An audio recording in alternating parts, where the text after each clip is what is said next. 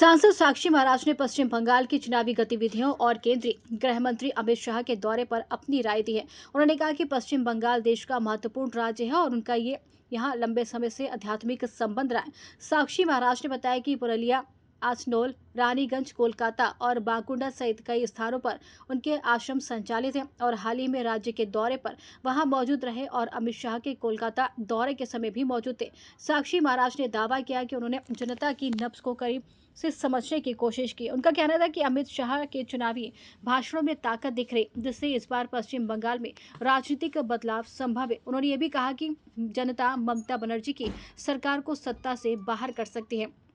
बता दें कि साक्षी महाराज ने पूर्व सांसद ब्रजभूषण शरण सिंह से उस विवादित बयान का समर्थन किया जिससे देश में दो खलनायक होने की बात कही गई थी। उन्होंने बताया कि ब्रजभूषण शरण सिंह उनके पुराने और करीबी मित्र हैं और दोनों को साथ जेल से लेकर लोकसभा तक का रहा है।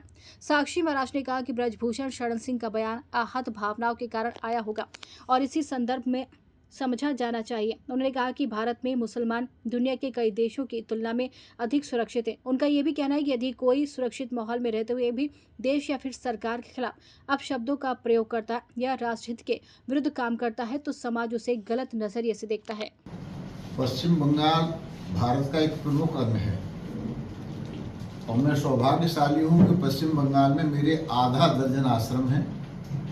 पुरुलिया जहाँ शस्त्र गिराई गई थी वहाँ भी मेरा आश्रम है, आसनसोल भी मेरा आश्रम है, रानीगंज आश्रम है, कलकत्ता में आश्रम है, बाद में आश्रम है और मैं भी अभी दौरा करके आया हूँ। इससे पहले माननीय अमित शाह जी जब कलकत्ता में थे तो मैं भी कलकत्ता में था। जो नवज देख करके हम आए हैं उसमें माननीय अमित शाह जी की वाणी में पूरा दम है और मैंने जो नवज देखी है तो निश्चित रूप से ही इस बार ममता की सरकार को उखाड़ के खाड़ी में फेंकने वाले हैं। अब तो उनका ही एक कार्यकर्ता पकड़ा गया है रंगे हाथों। तो स्पष्ट है कि ये धंधा किसके राज्य में होता था। योगी जी की, मोदी जी की डबल इंजन की सरकार पारदर्शी सरकार है। जो भी कहीं दोषी पाया जाएगा उसके खिलाफ कार्रवाई होगी।